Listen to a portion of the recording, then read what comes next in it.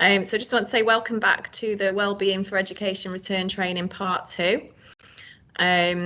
Just to reintroduce ourselves, my name is Dr. Stephanie Fry. I'm one of the educational psychologists here in Stockport. And I'm Corinne Winters, Senior Educational Psychologist.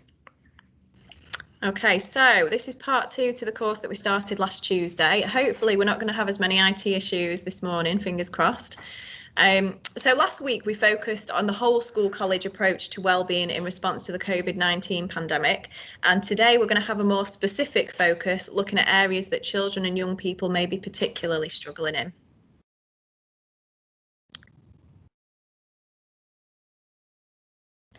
So I've just had an email, Martin, off someone just saying they've not had their link.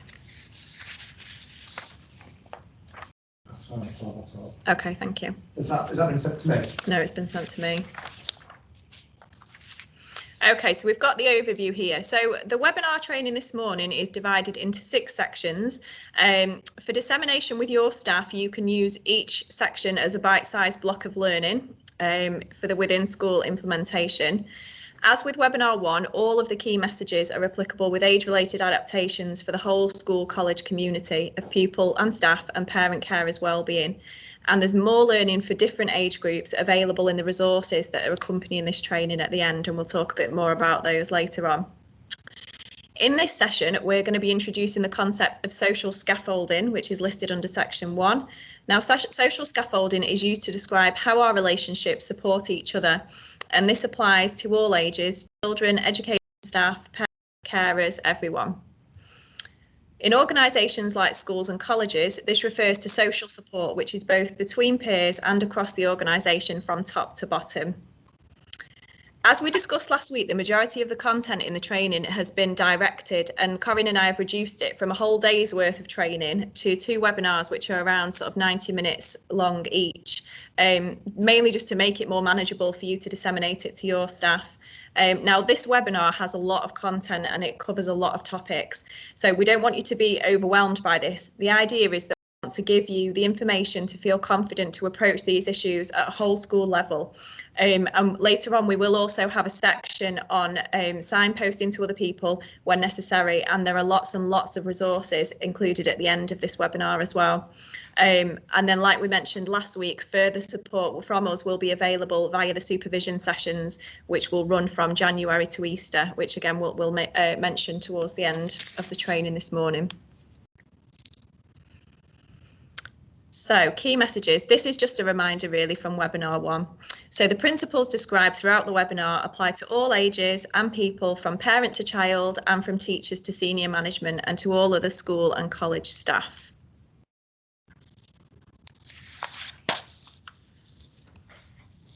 As with webinar 1, the whole school college approach is key and consistency is essential. And this is why effective cascading of the training and sharing resources to the staff in your schools and colleges is going to be so important, because we really do want to try and have a consistent approach to this across all schools in Stockport.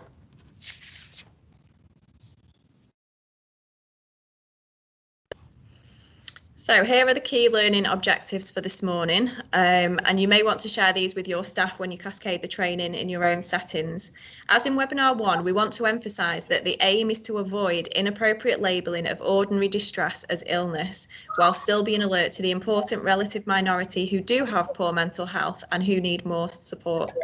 It's important to note as well that this works for autistic and young people will differ from the general population in terms of psychological education, so adaptations will need to be made. So we're just going to have a quick 2 minutes. If you could just put a few suggestions in the chat. What do you remember from the session last time? So from part 1. So which are the things that either stood out to you the most, or the things that you've sort of been thinking about since the last training? Anything that you can remember from webinar 1, just a really quick share of ideas in the chat, if that's okay.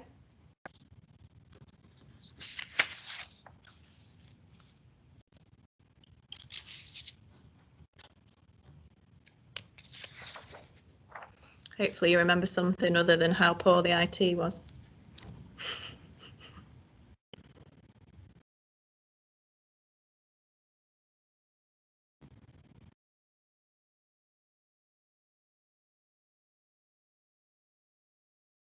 Okay, the 5 R's, yep. 5 R's.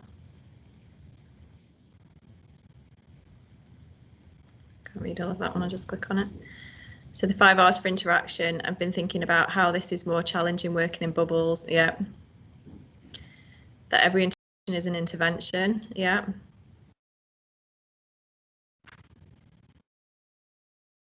Anybody remember anything else? Or any other bits that either stood out, or either because they made sense or you thought that was a good idea, or because they were confusing or you wanted to find out a bit more about them? The hand model of the brain.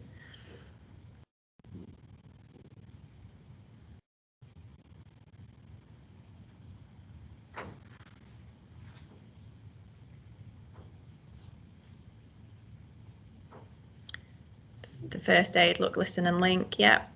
The importance of acknowledging loss. Psychological first aid. Clip from inside out, yeah. Yeah, I definitely recommend using that when you share it with your team, because I think it is really helpful.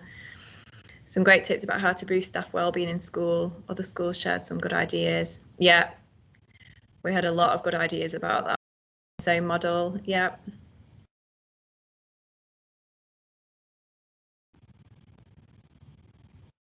Okay.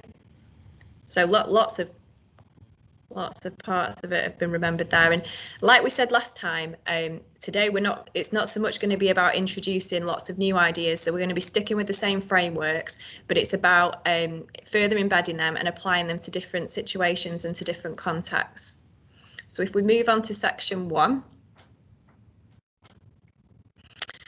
So here we're going to have a look at whole school college social scaffolding, and we're going to introduce Anthony in the coming slides as a new vignette who has experienced a bereavement, and we're going to look at how the 5 R's approach, which we introduced last time, could be helpful to him. And then in section 2 that follows, Corinne is going to look more deeply into the issues surrounding bereavement and loss as well.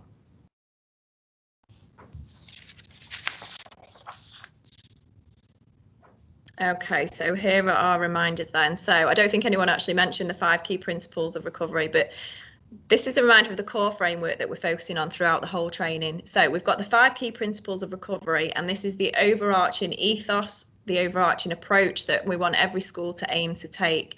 As a reminder of the 5 key principles, they include putting emotional well-being first, reaffirming the school's strengths and core values, placing relationships front and centre, reaffirming safety and routines, and acknowledging loss, change and bereavement. And then sitting within the 5 key principles of recovery, we've got the 5 R's, which are an aid memoir of how to interact with any individual within your setting, so that can be applied to anybody. And the 5 R's then link into psychological first aid, which focuses on the look, listen and link and incorporates wider support systems. So that's the main framework that we're going to carry on using today. As a reminder of the 5 R's, we've got relationships, reaching out to other people for help, recognition, noticing signs of distress, reflection, self-awareness and choices, regulation, what's in place to help from the school, and resilience, so being able to recover quickly. We had a question, I can't remember whether it was in the morning or the afternoon, about the order of the 5 R's. So just to reiterate that you can use the 5 R's in any order, they're not in a set order, they're just shown this way as a way of remembering them, but you could use them in any way that you want. And here we've got a recap of psychological first aid. So this builds ways of remembering how to deliver support to each other at all ages. And as with the 5 R's, it builds from the same ethos of recovery and support as soon as possible. So we've got prepare yourself for conversations, distress, listen, even a short time can be good with good empathy skills, and give time to understand, be kind to others. Confidentiality, so what can you offer a colleague or pupil or parent and what can you not offer?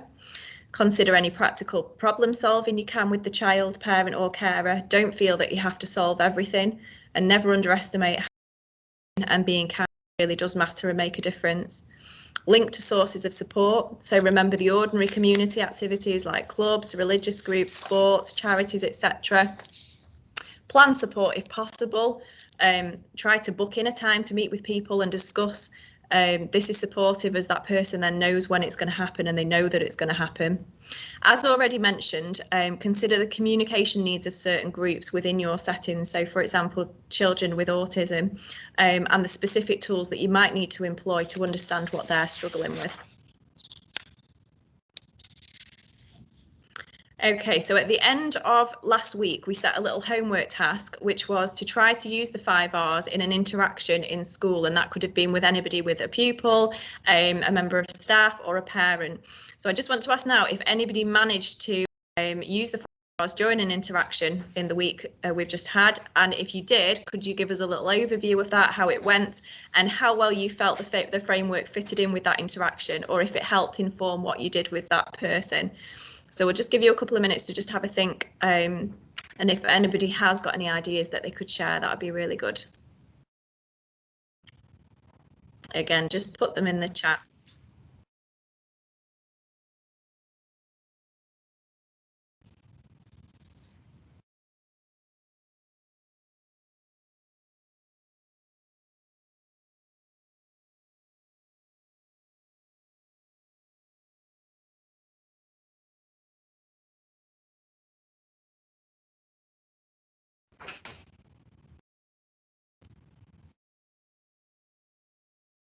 Did anybody do the homework?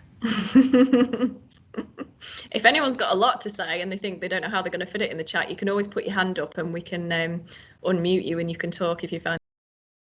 Or if anyone just, if you've not got a specific example, if you just want to reflect on the 5Rs and kind of what you've been thinking about them since last week, that's fine as well.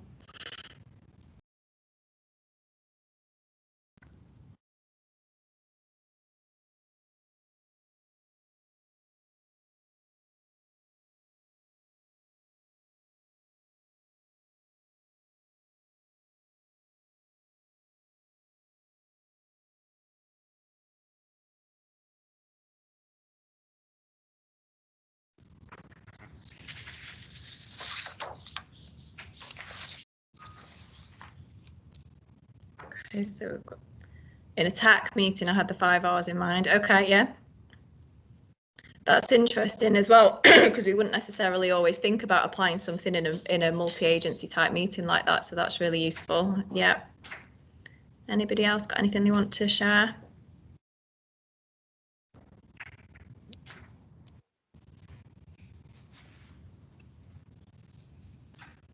Also in an EHCP annual review. Okay, yeah.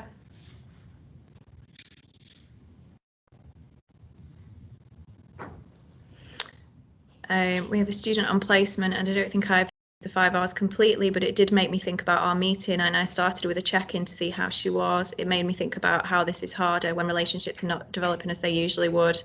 Yeah, definitely. I also have a trainee with me at the moment, and most of our sort of communication has been virtual, and it does.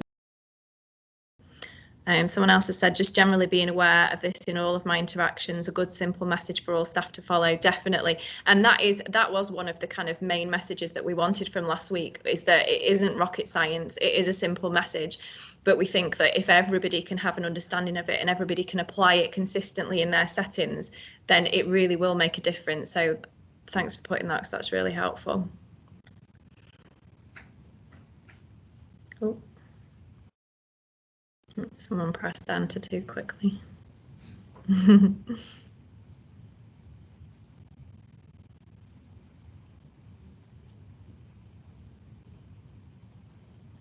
When working with and discussing issues with parents, yeah. And I think that was one of the things that we tried to highlight last week as well, was that that this can be applied to parents as well. So it isn't just pupils and staff within schools. Definitely think about using these approaches when you're liaising with parents and including them in the joint working as well. Let's just have another minute and then we'll get started with Anthony.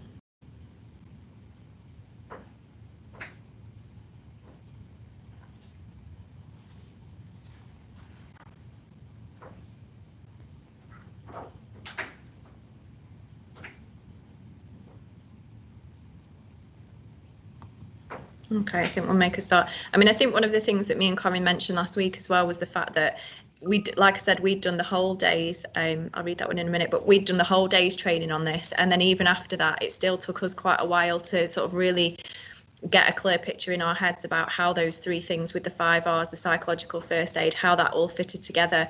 And I think that's why we said last week, hopefully by the end of today, when we embed it with a few more vignettes in different contexts and different situations, then it will help to make a bit more sense as well, and show you other ways that it can be used. So someone said, I had an informal chat with a member of staff and it made me realise that I needed to give that member of staff more time to share some of the difficulties she's experiencing in her home life and how that could be impacting. I was able to signpost successfully then and liaise to ensure correct support. Yeah, and again, that's one of the other messages, isn't it? It's not rocket science, but it's investing that time to be able to allow people to kind of share the concerns and share what's happening. And now more than ever, that really is crucial. And someone else has just put time is key. Yeah, and we know how busy schools and colleges are. It can be really difficult to set that time aside. But I think if we can help this to become sort of an everyday ethos that is used just day to day, then hopefully people will be able to do that a little bit more, and they'll be able to see the benefits of it. Okay, thanks for all of those contributions. That's really helpful. So like I say, hopefully by the end of today, then we're going to use the 5 R's and psychological first aid with a few more vignettes in a few different scenarios. And hopefully by the end, you'll be able to see even more kind of how you can use it, with more of a focus this week on children and young people. But equally, all of the vignettes that we're going to look at can easily be applied to adults as well. Okay. So in the next few slides, we're going to look at how the 5 R's approach was used to help Anthony. Now, to reiterate the point that we made last week, the vignettes are intended to illustrate how the frameworks can be used in practice. However, you will hopefully recognise elements from them from children and young people in your own settings. Now, as a disclaimer, the vignettes were provided with the training, so we haven't written these ourselves. This one was particularly cringy and has been heavily edited by me and Corinne. To try and just make it a little bit more realistic, but hopefully it helps to illustrate the 5 R's in the context of bereavement, which is obviously a really important issue. So let's have a look at Anthony then. So Anthony's head of year, Charlene, noticed that Anthony didn't seem himself. She phoned his mum and found out that his grandmother had died in hospital of COVID suddenly and without any visitors. His mum was surprised how affected Anthony had been by it. He'd not been back to his football training since it restarted. Charlene didn't avoid the subject with Anthony at school. Listening carefully, she is aware from speaking to his mum that his is important and reflects that his friends are always there for him and that he has a positive relationship with the football coach. Anthony says, Miss, just sharing it with you, Nan was always someone I could talk to, and we laugh so much when she baked me funny little cakes. When I feel she's with me, it feels better that way. I just wish we could have said goodbye to her. Charlene suggests ways to remember his Nan. She encourages him to write a letter to her, as Anthony didn't get the chance to say goodbye himself. Charlene encourages Mum to make Anthony's sports coach aware of the bereavement, and in turn, the sports coach reaches out to Anthony and welcomes him back. So let's break this down into the 5 R's then. Let's have the next slide, Martin. So what helped with Anthony then? So recognition. Charlene recognised the problem and she registered it in the school systems. Reflection and relationships. Anthony's mother alerted the teacher to the bereavement and confirmed a change in his pattern of behaviour. And Charlene acknowledged the bereavement with Anthony. She spoke honestly with him, which supported their relationship, and she didn't avoid the subject, which is the crucial part there. Charlene listened carefully, so she reflected and listened. She reflected with him that his football team and his friends, his social networks, are always there for him. And Anthony responded by offering more personal information about his relationship with his Nan.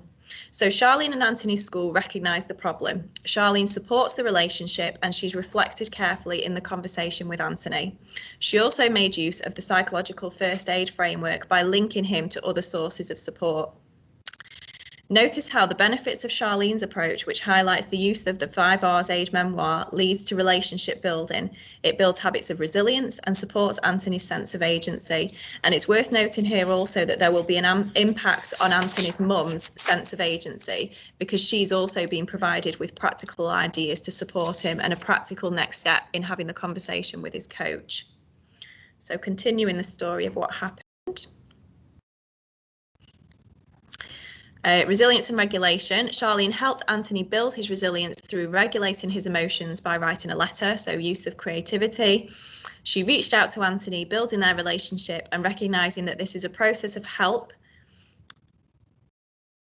Sorry, something's appeared on the screen, and not an event. She used social scaffolding by offering to liaise with his parents. So there was a mutual recognition of their relationship in their joint reactions and an acceptance of the pain of bereavement, so normalisation, which allowed Anthony to settle better in class and at home. So remembering his nan with happier thoughts helps Anthony to feel a bit more in control of his emotions, as does his teacher in helping him to realise that his upset thoughts and feelings are not abnormal, even if they are unpleasant, and this is normalisation, which we did mention is included in the webinar that Corinne and Martin delivered at the start of September, and we have got a link to that at the end of this training. So this vignette shows the need for good preparation and effective listening skills. It's also acknowledgement that grief is a journey and not an event, hence Charlene offers to meet Anthony again and to speak with his mum. This is also an acknowledgement that young people who have experienced a straightforward bereavement are best supported by adults who they are familiar with and not by strangers. Okay, so we're going to move on to section 2 now. The subsequent sections cover issues related to the COVID pandemic. So, for example, bereavement and loss. We're also going to cover anxiety, low mood and depression, although they're obviously experienced in schools at other times as well. So we just want you to remember that the input on these sections is a bit of a whistle-stop tour, and we recommend that you refer to other guidance to support your working, such as the Educational Psychology Service bereavement booklets that were updated to reflect the COVID pandemic, and they're all listed in the Stockport specific resource section, which I'll point out when we get towards the end of the training. So we're going to reflect on the vignette of Anthony, and we're going to look more deeply into bereavement and other loss. And I just want to reinforce what Steph's just said, that all the sections that follow, we really are doing a whistle-stop tour. It's huge subjects that you could have whole days on for training, and we're sort of sandwiching them in and giving you 10 minutes on each. So do your own research afterwards, follow the resources sections, or come back to us and we'll give you some more information if you need it. So thinking about Anthony and the loss of his nan, we're looking at bereavement and thinking about the fact that bereavement, parents and close relatives, is more prevalent than you might think. Winston's Wish, which you probably are all familiar with, which is a charity specialising in bereavement and loss, it notes in their latest report that 1 in 29 children experience the bereavement of a parent. So that's roughly 1 in every class. And obviously during COVID, we know that there are many children who've lost significant others, and the grieving process has been hugely affected by the restrictions that have been in place. So there's been a wide variety of different circumstances that might be encountered with bereavement in times of COVID. So you'll already be well aware of some of them, but just some of the examples of how the impacts of our lockdown have affected children's experience of bereavement. So we've got stress of caring for relatives at home who chose not to be admitted to hospices or hospitals at the end of their life, and the whole family having to shield as a consequence, along with the trauma of that. The issues when someone has died at home, especially when that wasn't planned for. Conversely, the pain of not being able to visit somebody who's been dying in hospital or a hospice, fears about what happened to them when they were dying, not being able to say goodbye, not being able to view the body, not being able to attend the funeral, some of the things that we know can help with accepting the reality of death. The issue of not being able to carry out faith rituals, cultural preferences because of social distancing measures. The issue of not being able to get together with wider family and friends. Bereaved children often feel set apart from their peers anyway, but the combination of bereavement and the lockdown and the tier restrictions has exacerbated this.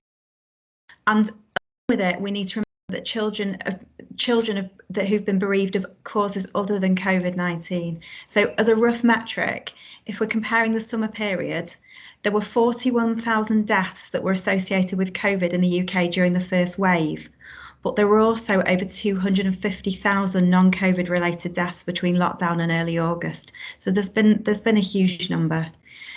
And we've had many reports of earlier bereavements that have been re-triggered by lockdown. So children and adults who were beginning to emerge from acute grief have found that this came back during lockdown.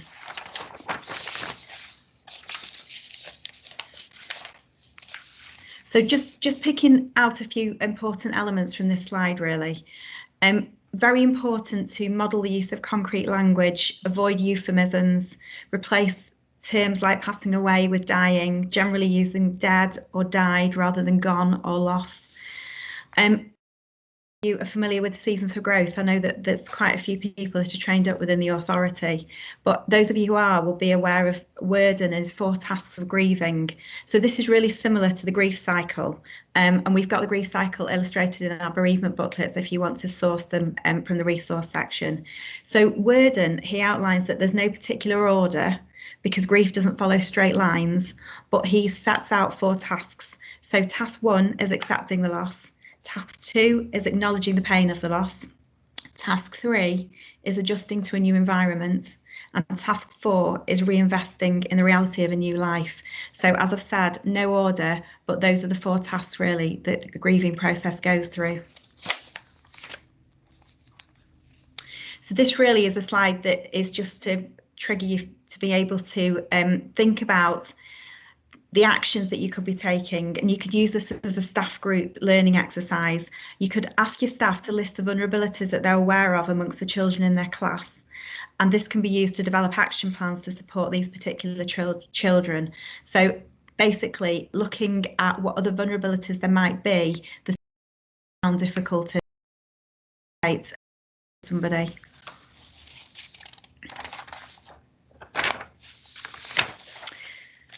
So things that you can do to help.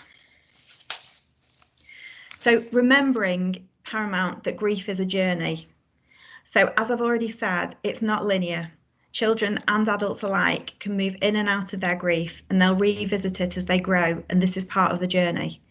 So it's helpful to know that children and young people don't move through their grief. It stays with them and it can come back at different points. So it can come back at times of general transition, at specific topic triggers like anniversaries, and particularly during changes to routine and uncertainty, which is why things have been so complicated by COVID. So it's inevitable that things are going to be re-triggered. So looking at everything's got the cog, and we look at how it goes, that everything goes round the cog. So we're looking at the same things again, listening, talking, using active listening skills, which we've learnt about in webinar 1, showing compassion, be honest, avoiding half-truths, checking with the family how they've explained the death of the child so the narrative's consistent among the adults. That's really, really important. And remembering that most cope well and recover with ordinary community and family supports. So we're looking at peer networks and mentoring as part of the social scaffolding for people, staff and parents and carers. And remembering also that parents and carers might need extra support as part of the same family grief, and that some people, but it's a smaller number, will need additional professional support, and we're going to look at that afterwards. So this slide is just talking about memory making and how important this is for the bereaved. I am just looking at time. We were going to ask you to put in, well, okay, well, let's give 2 minutes, just so that we've got it recorded in the chat. If any of you have got any lovely examples of memory making that you've done, because we know that you'll have all had to deal with bereavements within your school or college. Any examples that might be useful to share with schools of some memories. So, for example, safely lighting a candle for a few moments, setting some balloons into the sky with permission from the airport. Anything else just for a couple of minutes to do with helping children with their memories?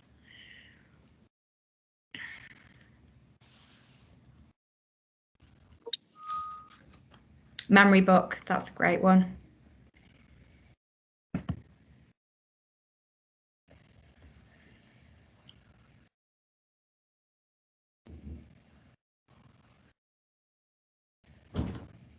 Anything else? There's a school at the end of my road, and I don't know what's happened, but they've got a whole fence where they've got little labels where the children have written, and there's flowers all the way along. I don't know whether it's a member of staff or a child that's died, but there's an absolutely huge memorial there. Making a member for a child's granddad with photos and scrapbook ideas. Yeah, that's lovely. Thanks, Carol.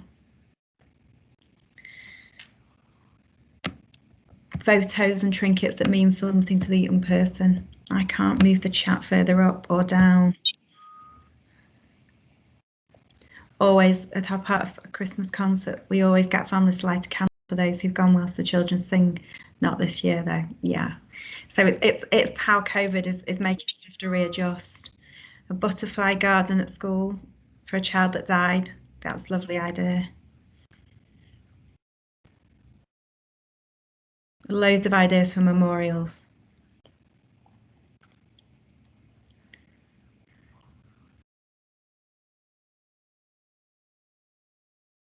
Yeah, those are great ideas. Thank you. That's really nice. So we've got some on when we send you our notes sheet. We've also got some links with ideas for memory making as well. So this next slide, we named a school library after a pupil who've died. That's really lovely. That's brilliant. Got loads of really nice ideas. Thank you very much. So I love this slide. This is the latest research from the Child Bereavement Network. I'll let you just read it through rather than me reading it to you. I think it gives some really lovely ideas on their research on what young people have felt would help them. So when they've lost somebody, these are the things that they're saying would help them through. Oh, I've just read that the library was named after the boy who loved reading and books. Oh, that's so nice.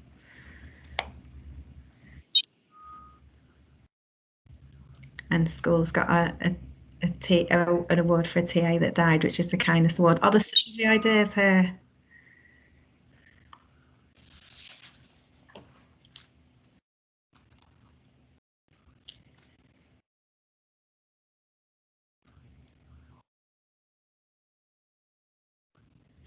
So lots of ideas that are suggestions that I hope you'll take away with you that children and young people are asking for when they've been bereaved. I don't know if anybody's got any others that they found when they've worked with a child that aren't on this list.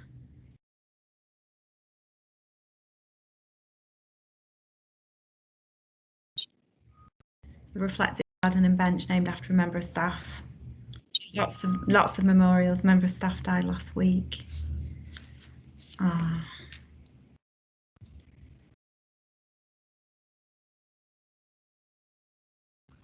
We're meeting in the playground Thursday to remember her with mince pies and a little sherry. Writing a diary to help remember the good times. Year awards in our awards evening named after past pupils who've passed away. Oh, these are absolutely brilliant ideas. Thank you.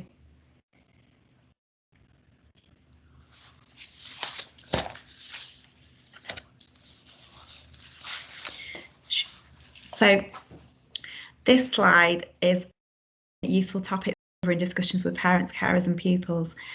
I think it's a really, really useful checklist to help you. If you take little else away from this, I'm highly recommending this as a prompt sheet. Dealing with bereavement and loss is so difficult. I've been supporting schools, parents, carers and young people for well over 20 years now, and it never ever gets any easier for me. Every situation is different and I feel anxious every time I get a notification and I need to make that first phone call or I need to go into a school. So I've always found for me that a checklist and a prompt sheet is absolutely invaluable, and we've always made sure but in the psychology service that we've got prompt sheets ready, and we know that that helps us to sort of ground you before you make that phone call and gives you, it makes sure that you've asked the right questions really, because it's so important. So things like key dates that the school should be aware of, but more importantly, things like how the child's going to return to school, how to tell the so just basically making sure that you've got a plan, because routine and planning is absolutely key.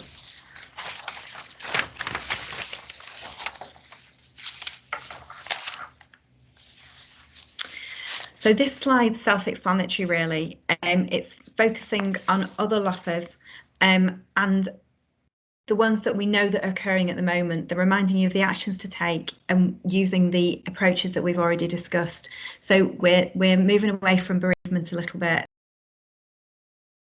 The children have been struggling with at the moment. So transitions, their social opportunities, loss of family contacts, worry about relatives. I think, you know, even coming up to Christmas and thinking about not being able to share it with elderly relatives like you might do. They're transitionary losses, but they're still losses. And just being aware that you need to be sensitive to more vulnerable groups. Looking at other underlying difficulties, so autistic children, young people, where changes in routine might be extra challenging for them, and reminding you about implementing the 5, building on the 5 R's, and for the PFA, and to use PFA. And then a reminder really that when you're dealing with this, to look at your own resources. So we've disseminated booklets for children, young people and parents, carers and staff, but there's also local third sector organisations, and there's a lot that they can offer. And I can't recommend charities like Winston's Wish highly enough. They're absolutely fantastic if you have a look on their website. And just remembering really that you as staff need to look after yourselves. Look after yourself if you're supporting a bereaved pupil, if you're supporting colleagues who are bereaved, or even if you're just acknowledging or managing general fear of death, or talking about death, having to teach it in your day-to-day work. And remembering the importance of repair in relationships. So when a child or young person is vulnerable, or they're more likely who are going to be supported them. So you're going to need to be alert to this and make sure that you just persevere.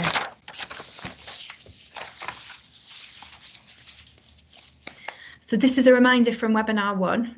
So it's reminding you to use your networks of social scaffolding across all arenas of life. So your community, family and friends, and all this can help in ordinary everyday ways. So remembering that while many children will be able to find positive memories of deceased relatives, it's not true for everybody. So for some, there's no or very few positive memories, but they're still highly affected by the loss, and they're still going to need to be supported by the other elements of social scaffolding, which we've got within the wheel.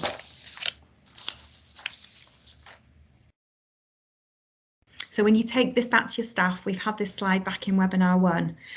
Just want you to have a think about social scaffolding and how you can use the whole school approach to improve both adult and child mental well-being, and using it, thinking about bereavement and how you can apply it through bereavement.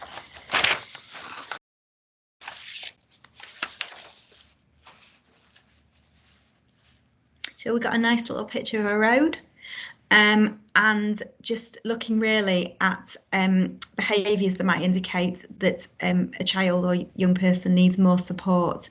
So things like persistently withdrawn, being regularly tearful, regressing to behaviour of a younger child, poor sleep pattern with nightmares, challenging behaviours or being extra good, becoming disorganised when they might have been an organised person, and then the more severe significant behaviours to self-harm or suicidal ideation.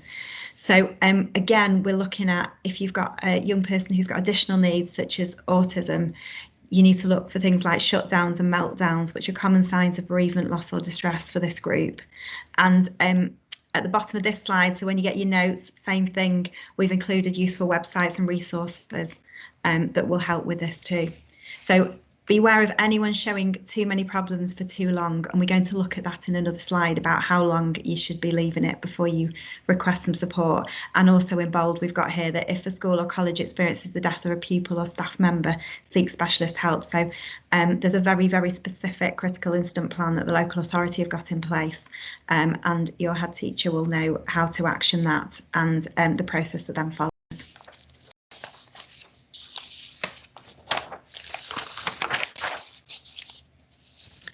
Okay, moving on to section 3 now then. So we're going to have a look at understanding anxiety and low mood.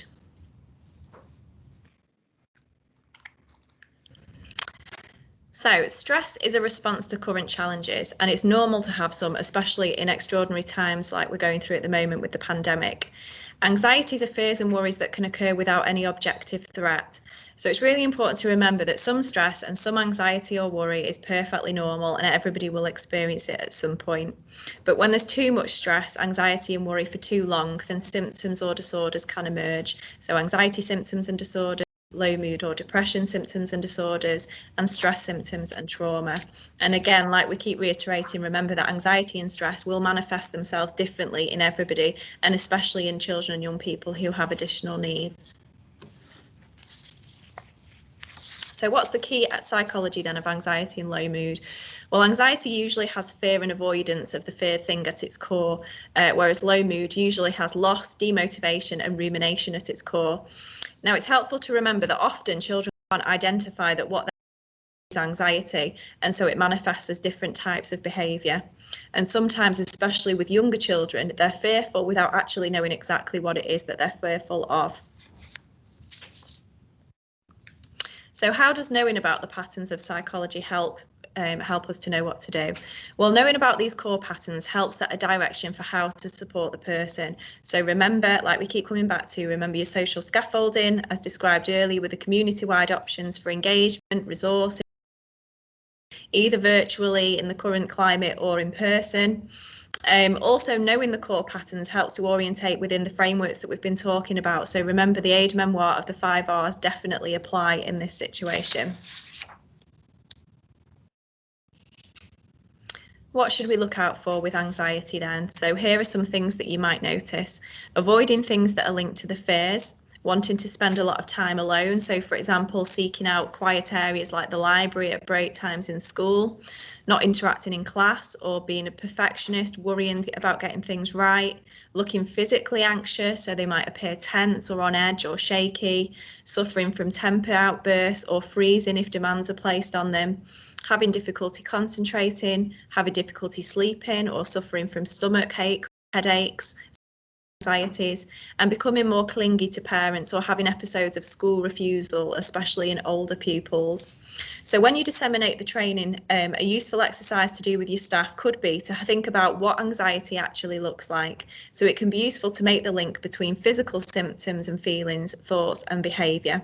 So physical symptoms, like we've already touched on, could include muscle tension, headaches, stomach aches, difficulty sleeping, tiredness, irritability. Thoughts may be an overestimation of threats. So, for example, a persistent worry that they're going to fail at schoolwork, for example. Also have a think about what negative thoughts might you notice, what negative thoughts might be present with the child or the young person, what behaviours might you notice. And we hope that by doing this exercise, it might help some of your staff to identify children who might be feeling anxious within their classes, when they may well not have picked up on that necessarily before. Okay, a similar slide here, but this time looking at low mood and depression. So what should we look out for with these? So we're looking for the child or the young person becoming quiet and withdrawn, or becoming irritable with temper flares, alternating between the two, so between being withdrawn and irritable, looking physically tired in the face, keeping staying by themselves, having poor attendance at school, so finding it more difficult to just come into school in the first place, a deterioration in their self-care, and also at the extreme end, self-harm and thoughts of suicide as well. So these are some signs to look out for, and obviously there'll be other signs that aren't featured on the slide here. Mentioned at the bottom of both of these slides, it just says to be aware of anyone, children, staff, parents and carers who are showing too many problems for too long with too wide of an impact, as they may need to be signposted on for further support at that point. So when should you become concerned? If these symptoms are leading to a lot of upset for the child and the young family, then obviously it becomes problematic. And one of the ways of thinking about that is if it is interfering with their everyday life. So if it is having a significant impact on how they can go about their everyday life and it's persisting over time, at this point you would need to consider signposting to outside agencies. Now, in the case of bereavement, unless there were complex trauma, if it was straightforward bereavement, We wouldn't be recommending any interventions such as bereavement counselling for the first 6 months, and this is because that child or young person would go through a normal grieving process. And as we've previously stated, please remember that young people generally are best supported by people who know them best and not by strangers. So for the majority of children where it isn't a traumatic bereavement, they will get the most effective support from the people that they're used to being around, rather than sitting and talking to somebody who they've never met before. So try to keep that in mind as well. But obviously, if it's in the much longer term, you would need to have a think about referring on to a more specialist service. Okay, we're just going to pause for a quick, what do you think, Corinne? Should we 5-minute break, 5-10-minute break? 10 minutes to 11 o'clock. Yeah, okay, so if we say we'll come back at 11 o'clock, then it'll just give you a chance to grab a quick drink, and then we're going to carry on with the other areas after the break. So we'll give you till about 11 o'clock. Okay? Yeah, 11.